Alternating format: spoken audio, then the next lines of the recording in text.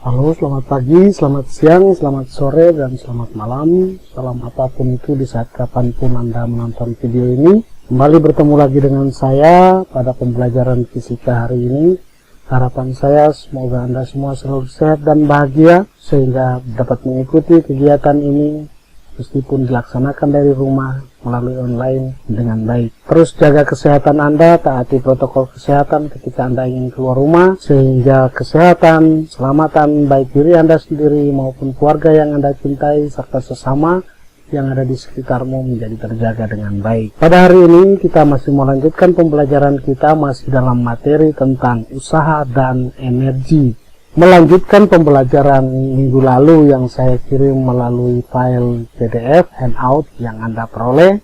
Pada hari ini saya masih melanjutkan materi tentang ini. Saya mencoba mengulas materi hari ini melalui contoh-contoh soal sambil ada penjelasan-penjelasan ketika ada materi yang harus kita dalami bersama-sama. Kita lanjut saja mulai dengan materi yang pertama. Contoh yang pertama yaitu tentang usaha. Nah, pada usaha ini kita sudah kenal bahwa usaha dirumuskan sebagai gaya kali atau F sama W sama dengan F kali S. Karena F ini sama dengan M kali A, KW ini dirumuskan sebagai M kali A kali S. Pada materi tentang gerak, bagaimana mencari percepatan dan bagaimana mencari perpindahan kita sudah pelajari, dan harapan saya materi-materi itu diaplikasikan ke dalam menyelesaikan persoalan tentang usaha ini. Kita lihat contoh tentang usaha ini. Yang pertama, sebuah balok bermasa 1 kg di atas lantai yang licin. Jika gaya bekerja padanya gaya mendatar 2 Newton digunakan untuk menarik balok, maka tentukan usaha yang dilakukan agar balok itu berpindah sejauh 3 meter. Cerita ini kita gambarkan, maka dia akan berbentuk seperti ini. Ini bidang mendatar, anggap saja mendatar walaupun gambar saya tidak mendatar. Lalu bekerja gaya mendatar sebesar 2 Newton, di mana massa benda ini adalah 1 kg, sehingga benda ini berpindah sejauh 3 meter. Maka berapa besar usaha yang dilakukan pada benda ini? Rumus dari usaha untuk menyelesaikan usaha, menentukan besar usaha, maka W sama dengan F kali S. Nah, kita tahu bahwa di sini F itu kita ketahui sama dengan 2 Newton, sedangkan perpindahan sama dengan 3 meter, maka besar usaha itu adalah 2 dikali 3 sama dengan 6 Joule atau 6 Newton meter. Tuan lain dari usaha adalah Newton meter. Contoh yang kedua, sebuah balok bermassa 5 kg di atas lantai licin ditarik dengan gaya 4 Newton yang membentuk sudut 60 derajat terhadap bidang horizontal. Jika balok itu berpindah sejauh 2 meter, maka tentukan usaha yang dilakukan. Sama seperti rumus yang di atas, W sama dengan F kali S, tetapi karena F ini membentuk sudut sebesar 60 derajat dengan bidang datar, kita sudah tahu bahwa usaha dapat dirumuskan sebagai F cos theta, ya, F cos theta kali S, gaya sebesar 4 Newton, lalu membentuk sudut 60 derajat dengan bidang datar. Nah, lagi-lagi saya ingatkan, ini adalah bagaimana menentukan gaya, besar gaya terhadap sumbu X, samping per sisi miring. Kita bisa ketahui bahwa ini besarnya adalah F cos theta. Jadi besar usaha ini adalah yang diketahui apa saja. N sama dengan 5 kg. Kemudian F itu sama dengan 4 Newton. Sedangkan theta itu sama dengan 60 derajat. Sedangkan benda itu berpindah sejauh S sama dengan 2 meter. Maka W kita rumuskan sebagai F cos theta dikali S. Maka kita langsung saja, F-nya berapa? F-nya adalah 4 cos 60 dikali perpindahannya adalah 2 meter. Nah, cos 60 berapa? Cos 60 adalah setengah. Saya harap Anda masih menghafal itu. 2 dikali setengah dikali 2. Jadi besar usaha yang dilakukan oleh gaya itu sehingga menyebabkan benda berpindah sejauh 2 meter adalah 2 Joule atau 2 Newton meter. Nah, itu untuk usaha pada bidang datar. Ya. Yang berikut, sebuah balok bermassa 4 kg didorong ke atas bidang miring yang kasar. Jika gaya dorong 40 Newton ke atas sejajar bidang miring dengan kemiringan 30 derajat dan gaya gesek balok dan bidang miring adalah 3 Newton sehingga balok berpindah sejauh 2 meter, maka total usaha yang dilakukan adalah berapa? Nah, sebelum kita menyelesaikan, kita lihat dulu apa saja yang sudah diketahui di sini. M sama dengan 4 kg. Gaya dorong ke atas itu sebesar 40 Newton. Kemudian kemiringan theta sama dengan 30 derajat. Sehingga balok itu berpindah sejauh 2 meter. S sama dengan 2 meter. Ada sebuah bidang miring, kemudian balok ditarik dengan gaya sebesar F sama dengan 40 Newton. Di sini ada Fs. Kemudian kita tahu bahwa pada bidang miring ini ada bekerja juga gaya berat ya sebesar M kali G dan gaya yang bekerja pada sumbu X seperti ini. Yang besarnya ini adalah M G sin theta. Yang ditanya sekarang di sini adalah usaha total pada balok. W total itu sama dengan WF ya, W oleh F dikurang W oleh Fs dikurang usaha oleh gaya pada sumbu X. Kenapa kita gunakan W min? Karena arah gerak benda ke atas, arah perpindahan ya, arah perpindahan berlawanan dengan arah gaya. F dikali S. Kemudian ini untuk yang pertama dikurang Fs kali S, kemudian ini kurang Mg sinus theta dikali S. F-nya berapa? F ini sama dengan 40 dikali 2 kurang gaya geseknya adalah 3 dikali 2 Mg sin theta. M ini massanya adalah 4 dikali gaya gravitasi itu 10, 40 sinus 30 dikali 2, dan sinus 30 itu adalah setengah. Jadi 40 kali setengah sama dengan 20. Jadi ini 80 dikurangi 6 dikurangi 40 kali setengah itu 20, 20 kali 2 40 juga. Jadi 80 dikurangi 46 itu sama dengan 36 Joule. Energi kinetik. Energi kinetik itu adalah energi yang dimiliki oleh benda karena geraknya, atau energi yang dimiliki oleh benda yang bergerak. Karena dimiliki oleh benda yang bergerak, maka energi kinetik itu dirumuskan sebagai EK sama dengan setengah mv kuadrat, di mana m ini adalah massa benda, sedangkan v ini adalah kecepatan. Nah, kita lihat langsung pada contoh soalnya. Rahmat mengendarai sepeda motor dengan kecepatan 40 meter per second. Jika massa Rahmat dan motornya itu adalah 250 kg, berapakah besar energi kinetik yang dihasilkan? V diketahui, V sama dengan 40 meter per second. Kemudian M, massa Rahmat dan motor sama dengan 250 kg. Nah, sekarang yang ditanya adalah berapa energi kinetiknya.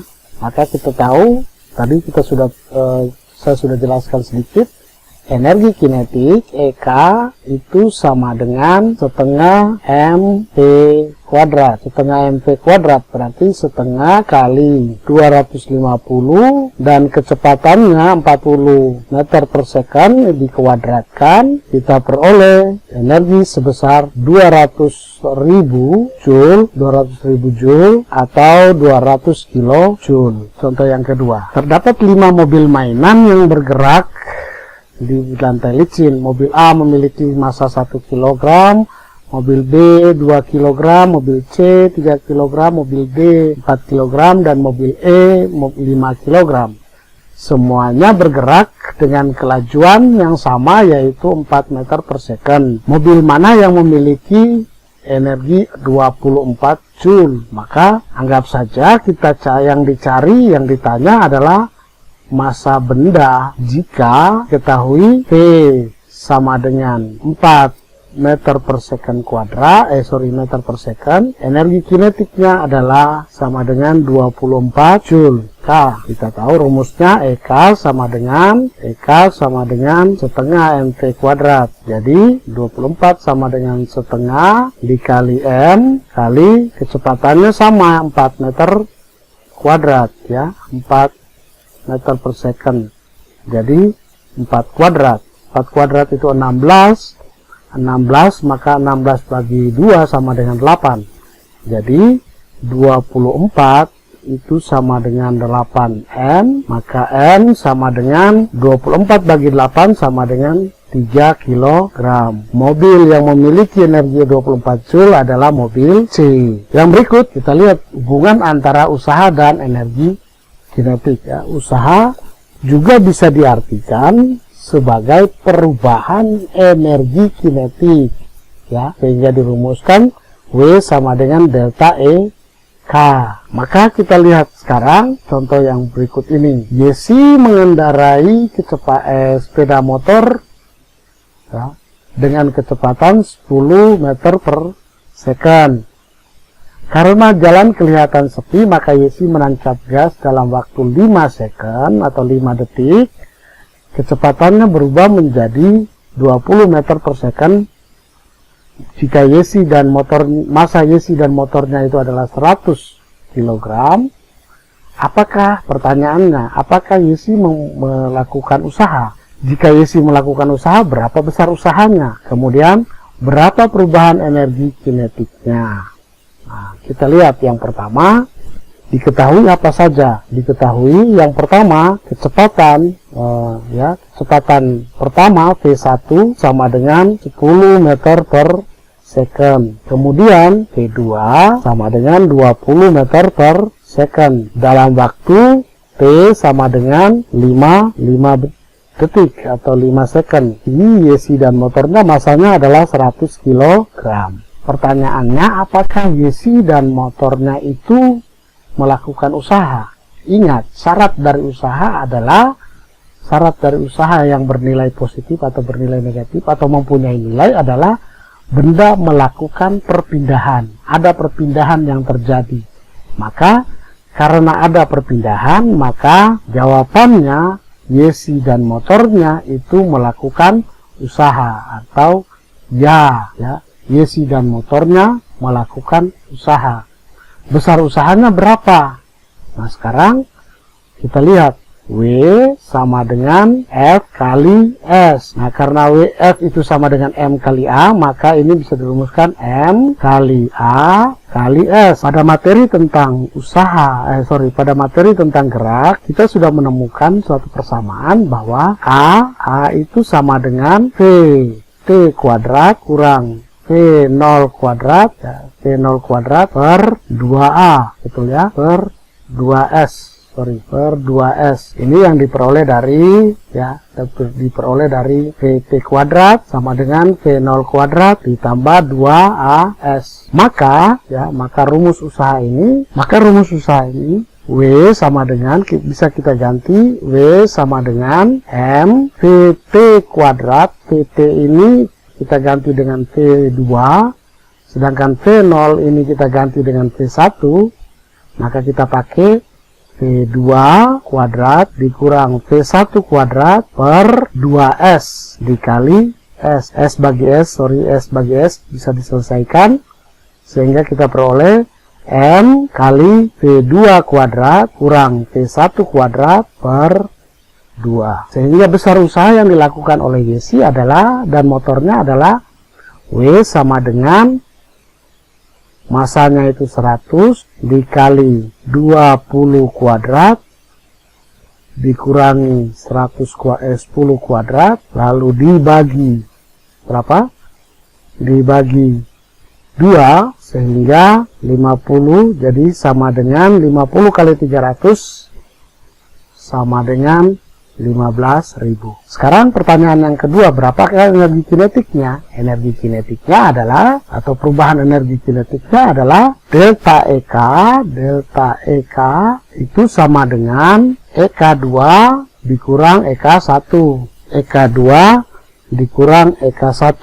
EK2 itu energi kinetik dengan kecepatan yang kedua, yaitu kecepatan akhir, yaitu setengah mv2 kuadrat dikurang setengah mv1 kuadrat. Jadi kita peroleh setengah kali 100 kali 20 kuadrat dikurang setengah kali 100 dikali 10 kuadrat, sama dengan 50 dikali 400, 50 kali 400 dikurang 50 kali 100, sehingga sama dengan 20.000 kurang 5.000 sama dengan 15.000 Joule. Nah, kalau kita lihat usaha yang dilakukan pada jawaban nomor A dan perubahan energi kinetik pada jawaban nomor B, maka dapat disimpulkan dan menegaskan bahwa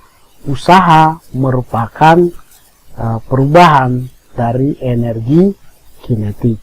Usaha sama dengan perubahan energi kinetik. Yang berikut tentang energi potensial. Nah, energi potensial itu energi yang dimiliki oleh benda karena posisinya atau kedudukannya. Jadi dirumuskan sebagai energi potensial itu sama dengan, ingat dari handout yang saya kirimkan minggu lalu, M kali G kali H, ya, M kali G kali H. Ini adalah persamaan atau rumus dari energi potensial. Nah, kita lihat contohnya. Buah kelapa bermasa 2 kg berada pada ketinggian 8 meter. Tentukan energi potensial yang dimiliki buah kelapa terhadap permukaan bumi. M sama dengan 2 kg. Sedangkan ketinggian H itu sama dengan 8 meter. Nah, karena di soalnya tidak diketahui bahwa percepatan gravitasi itu sama dengan berapa, maka kita pakai saja G, ya, G kita pakai 10 meter per second kuadrat, sehingga energi potensial yang dimiliki oleh buah kelapa ini sama dengan EP sama dengan M G H, yang sama dengan M-nya 2 dikali 10 dikali 8 sama dengan 160 Joule. Kita lihat contoh yang berikut. Benda A, B, C, D, E memiliki massa 5 kg.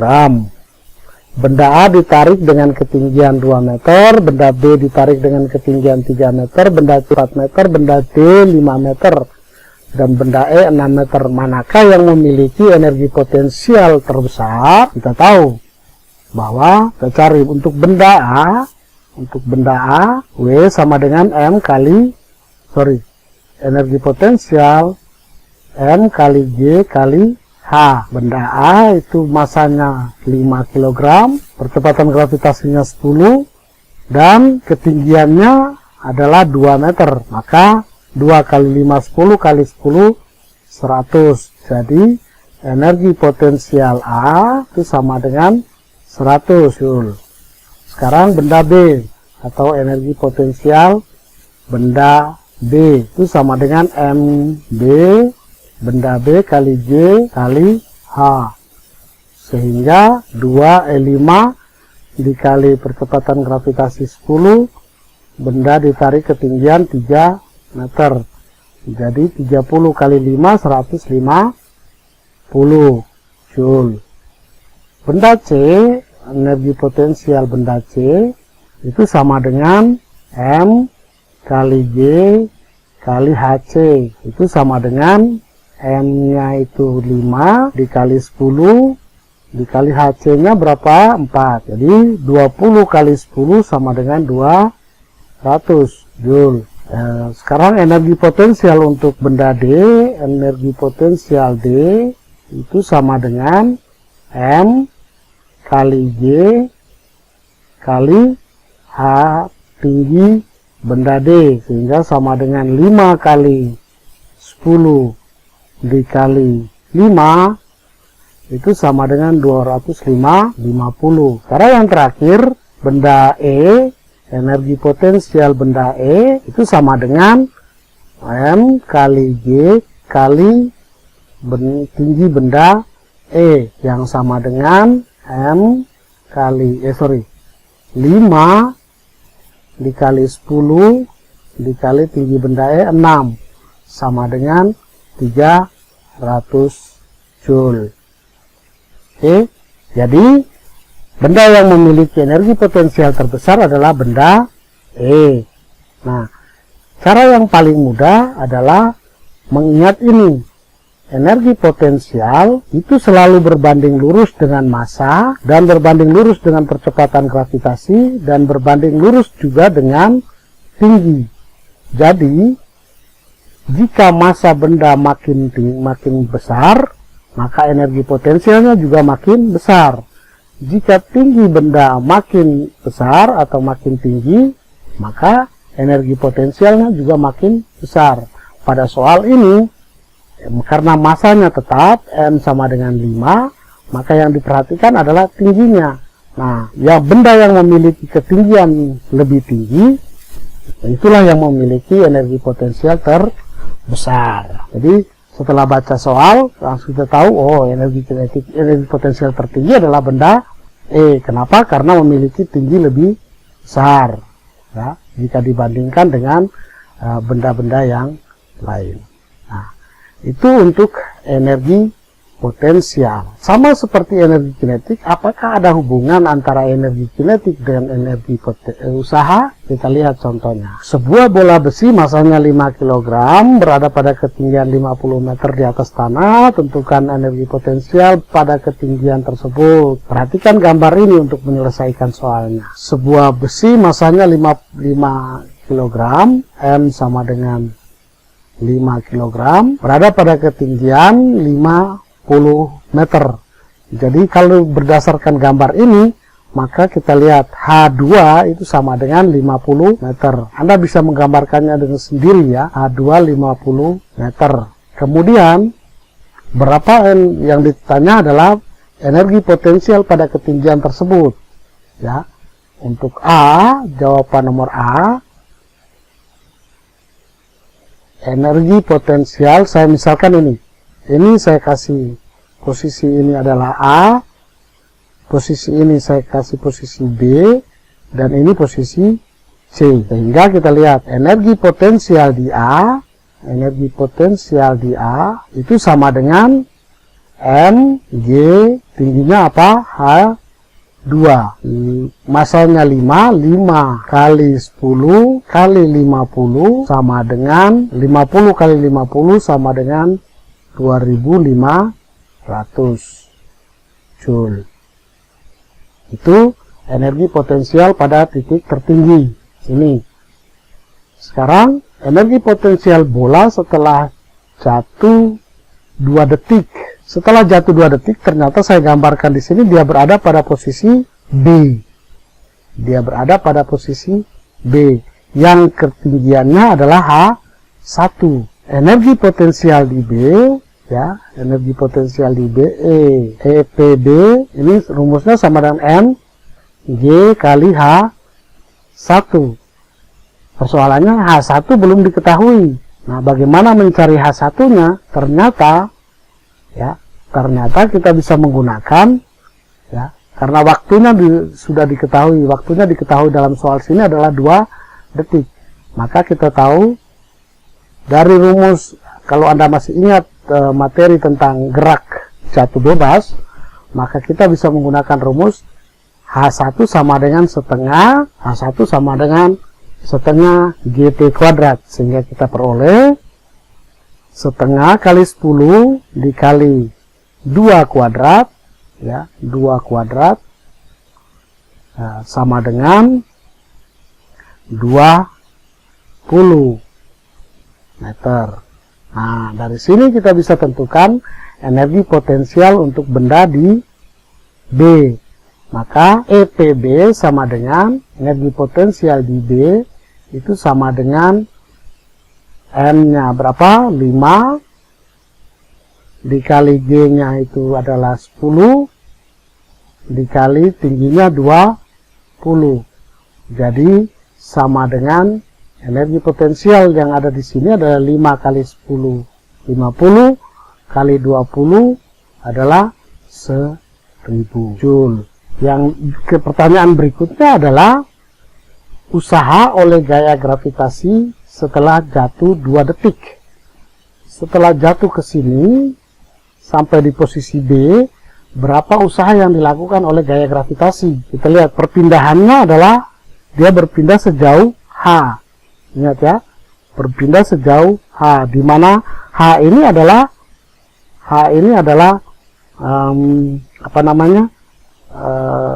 tinggi benda H2 dikurang H1. Jadi jawaban berikutnya usaha oleh W sama dengan ya, usaha oleh gaya berat itu dirumuskan sebagai MGH sama dengan energi potensial ya, MGH yang sama dengan energi potensial ya. Maka usaha oleh gaya berat MG, M kali G, karena H itu adalah besar H ini adalah H2 dikurang H1, maka MG kali H2 dikurang H1, sehingga kita peroleh 5 dikali 10 dikali 50 kurang 20 sama dengan 50 kali 30 sama dengan 1500 Joule ya, 1500 Joule. Pertanyaan berikutnya adalah berapakah perubahan energi potensial setelah jatuh selama 2 detik? Perubahan energi potensial berarti energi potensial di A dikurangi energi potensial di B, maka delta EP ya, delta EP itu sama dengan EP di A dikurangi EP di B, sehingga sama dengan energi potensial di A itu berapa? Tadi kita dapat 2500 dikurangi energi potensial di B tadi kita peroleh adalah 1000 ya, 2500 dikurangi 1000 itu sama dengan 1500 Joule. Nah, dari jawaban nomor D kita tahu nomor D dan nomor C kita bisa simpulkan dan kita bisa tegaskan kembali bahwa energi usaha itu sama dengan perubahan energi potensial ya. Jadi usaha juga sama dengan perubahan energi potensial, juga sama dengan perubahan energi kinetik. Nah, jika benda pada posisi ketinggian tertentu, maka usaha disebut sebagai perubahan energi potensial. Nah, tapi jika benda bergerak dari suatu titik ke titik yang lain, maka usaha disimbolkan atau diartikan sebagai perubahan energi kinetik. Nah, contoh yang berikut ini bisa kita kerjakan bersama-sama. Lihat gambar di samping, bola masanya 1 kg jatuh bebas dari ketinggian 20 meter. Besar usaha yang dilakukan oleh gaya berat setelah benda mencapai ketinggian 5 meter adalah, nah maka ingat usaha sama dengan W, saya langsung saja ya, W sama dengan delta EP ya, perubahan energi potensial yang sama dengan, ini misalnya saya pakai A, ini saya pakai B, energi potensial A dikurang energi potensial B. Energi potensial A ya, oke, saya supaya tidak membingungkan saya tulis juga deh. M sama dengan 1 kg, H2 sama dengan tadi, karena tadi kita sudah pakai H2 maka ini 20 dan H1 sama dengan 5, sehingga energi potensialnya 1 dikali 10 dikali ketinggian pertama adalah 20, EPA sama dengan 20, dikurang 1 dikali 10 dikali 5 sama dengan 10 dikali 20 sama dengan 200, dikurangi 10 dikali 5 sama dengan 50. Jadi energi potensial atau usahanya adalah 150 Joule. Oke, nah yang berikut kita lihat tentang energi mekanik. Energi mekanik ini diartikan sebagai jumlah, energi mekanik itu disimbol sebagai, ditulis dengan lambang EM, yang diartikan sebagai jumlah energi kinetik dan energi potensial. Pada energi mekanik itu ada hukum kekekalan energi mekanik. Hukum kekekalan energi mekanik itu berbunyi, energi mekanik sebelum dan sesudah kejadian itu adalah sama. Itu dinamakan dengan hukum kekekalan energi mekanik. Nah, kita lihat contoh tentang energi mekanik. Sebuah benda masanya 2 kg bergerak dengan kecepatan 10 meter per detik pada ketinggian 15 meter di atas tanah.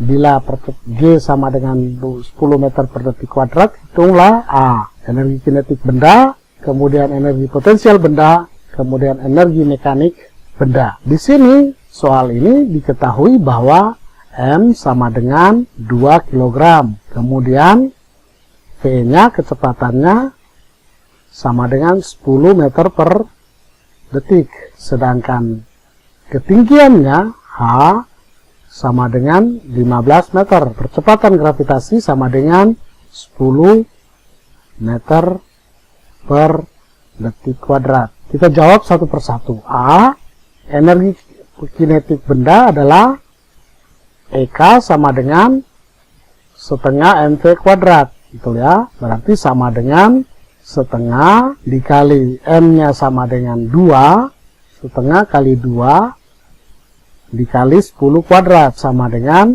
100 Joule. Kemudian energi mekanik, energi potensialnya berapa? Energi potensial EP sama dengan M kali G kali H sama dengan 2 dikali 10, tingginya berapa? Tingginya 15. Jadi 2 kali 15, 2 kali 10, 20 kali 15, 300 Joule. Nah, pertanyaan terakhir, energi mekaniknya berapa? Energi mekaniknya EN sama dengan, ingat, energi mekanik sama dengan jumlah energi kinetik dan energi potensial.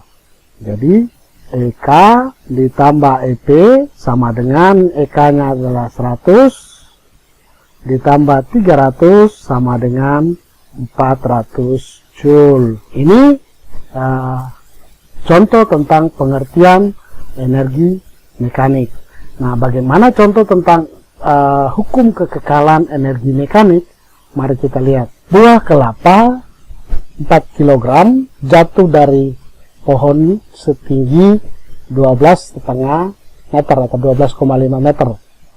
Tentukan kecepatan kelapa saat menyentuh tanah. Misalnya ini pohon kelapa, ini ada buah kelapa yang jatuh ke tanah, ya, yang pohon kelapa ini tingginya 12 meter, 12,5 meter, jatuh ke tanah. Pada saat ini, pada saat posisi ini, berapa kecepatan buah kelapa? Ingat, tadi saya sudah jelaskan juga bahwa ada hukum kekekalan energi mekanik.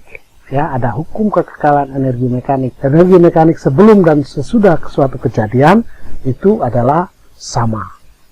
Nah, maka kita lihat M sama dengan 4 kg. Kemudian H-nya sama dengan 12,5. Nah, sekarang ada H1, ini H1, sedangkan H2-nya adalah posisi di sini. Nah, pada saat jatuh di tanah, H2-nya adalah 0. Berdasarkan hukum kekekalan energi mekanik, maka dirumuskan energi mekanik awal itu sama dengan energi mekanik akhir, ya. Energi mekanik awal di mana? Energi mekanik awal itu pada saat kelapa masih di atas pohonnya.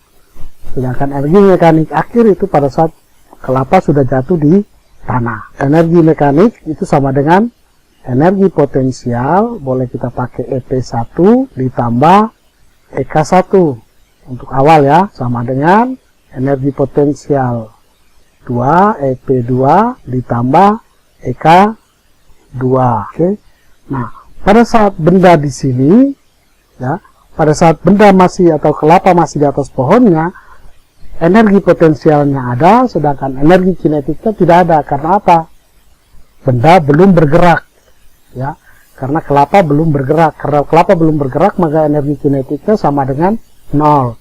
Maka di sini MgH1 ditambah setengah mv1 kuadrat ya sama dengan mgh2 ditambah setengah mv kuadrat, berarti mv2 kuadrat. Karena v1 nya ini sama dengan 0, maka energi kinetiknya sama dengan 0.